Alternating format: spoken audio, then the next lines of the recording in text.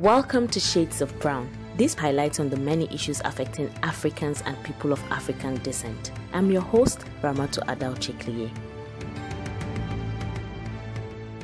A quick highlight from the previous episode. And I'm going to be talking about sex or some things concerning sex. And I know sex sells. Everybody wants to talk about sex. So this one is going to be titled The Drama Around the Female Sex Organs. Truth is, I am comfortable talking about sex. Well, except with my parents, because one, they are my parents and it is absolutely awkward. And two, I'm happy leaving them with the assumption that I know nothing about sex. Many people believe that a woman's natural vaginal smell is horrible. When a woman has odor down there, it's usually a product of poor hygiene, normal sweating, tight panties, or an infection in and around the vagina. And today's episode. Still on the fellatio cunnilingus drama, I remember a guy and I were discussing. This is funny. He swore to never go down on a woman. I asked why. He blurted that it was disgusting. Yes, he used that word. He said women peed from their vagina and the proximity of the anus was a turn-off. He said he tried to go down on a woman but kept imagining her pooping. I asked if he liked a woman to go down on him. He said it was a requirement. Again, he used that word. He said he would never fully enjoy sex if a woman didn't go down on him. I smiled and asked him one question. Where do men pee from? That ended the argument. Recently, he told me he had gone down on his girl and her pleasure was so profound he knew he just had to continue doing it. I told him, you for the selfish now. See if your girl no go leave you meet better person we care about her sexual satisfaction. Another drama around the vagina or vulva is the presence or absence of pubic hair. I remember having a conversation with one of my friends. He told me that he would not eat a woman who is bushy. In his words, I don't like hair in my food. I asked him if he was clean shaven and he said no.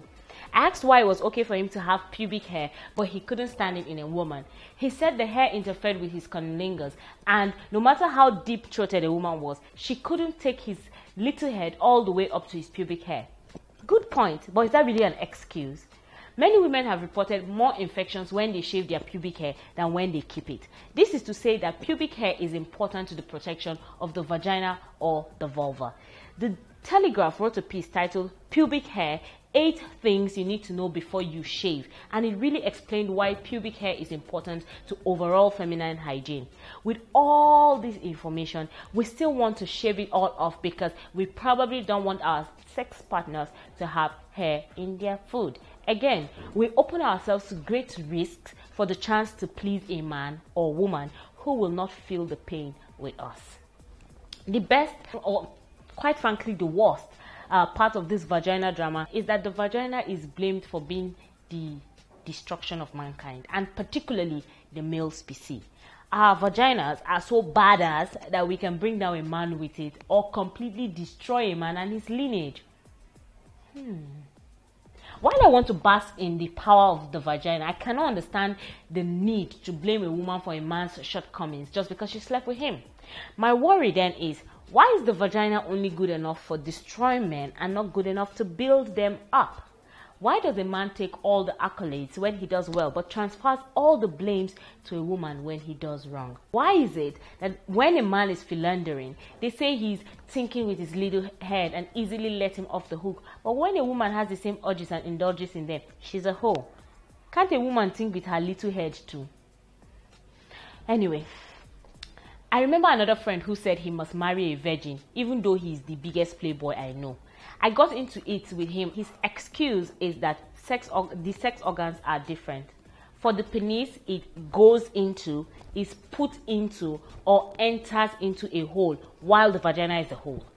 In his view, because the vagina accepts, takes in, or receives the penis, it makes having multiple partners different for men and women. Please. Does anyone understand his logic? If you do, help me understand that big. In the end, it seems that the vagina is an important part of society which serves as the major focus of men and women alike.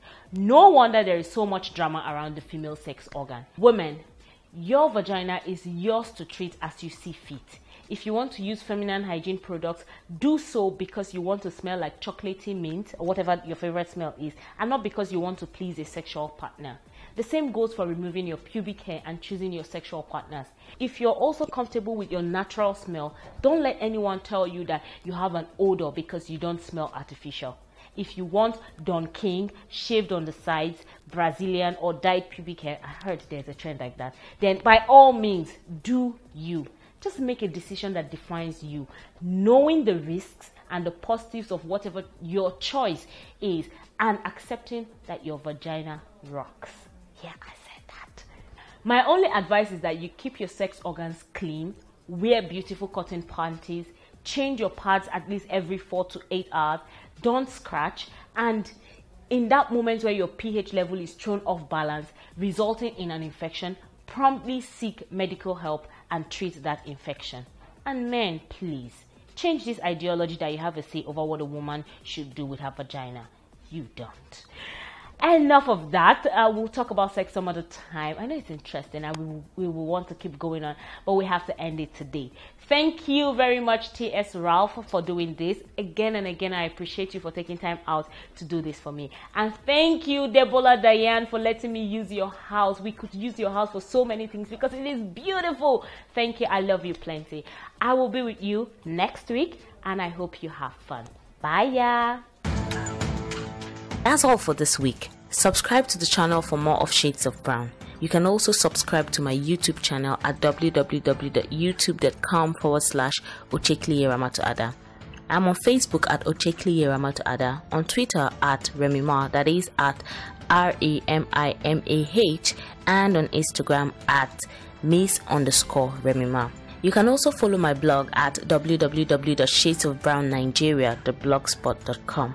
For inquiries, mail me at ochekliyeramatoada@gmail.com or ramatoadaochekliye@yahoo.com. Talk to you next time. Bye.